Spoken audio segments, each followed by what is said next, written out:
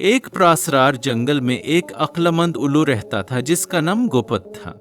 گپت کو رازوں کو سلجھانے اور معاملے حل کرنے کا شوق تھا۔ اسی جنگل میں ایک چھوٹا سا چوہا بھی رہتا تھا جس کا نام چنو تھا۔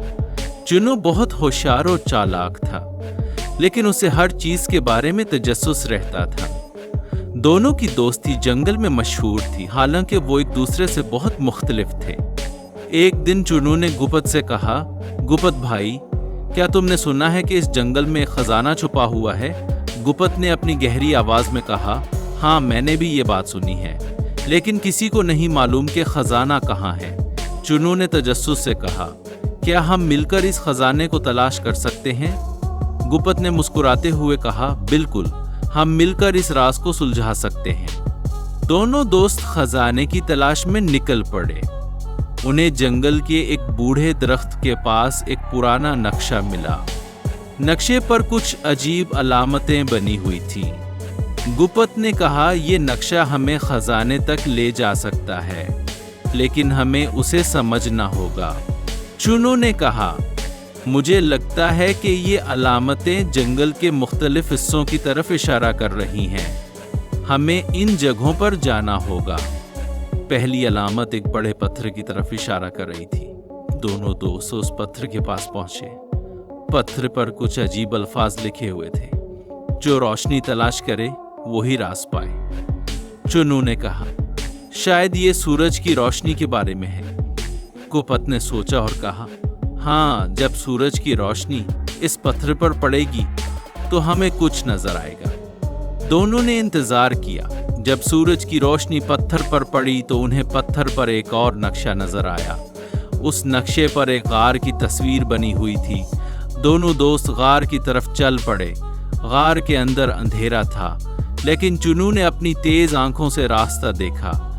غار کے اندر انہیں ایک پرانا صندوق ملا۔ صندوق پر ایک تالا لگا ہوا تھا۔ گپت نے کہا، ہمیں اس تالے کو کھولنے کے لیے کچھ چابی تلاش کرنی ہوگی۔ چنو نے کہا، شاید وہ چابی کہیں اور چھپی ہوئی ہے۔ دونوں نے غار کے اندر چابی کی تلاش شروع کی۔ آخرکار چنو نے ایک چھوٹے سے سوراخ میں چابی دیکھی۔ وہ اپنے چھوٹے سائز کی وجہ سے سوراخ میں گھس گیا اور چابی لے کر باہر آیا۔ گپت نے کہا، تم بہت ہوشیار ہو چنو۔ چابی سے صندوق کا تالا کھولنے پر انہیں صندوق کے اندر ایک اور نقشہ ملا۔ اس نقشے پر ایک درخت کی تصویر بنی ہوئی تھی، جس کے نیچے خزانہ یہاں ہے لکھا ہوا تھا۔ دونوں دوست اس درخت کی طرف چل پڑے۔ درخت کے نیچے انہیں ایک بڑا سا خزانہ ملا۔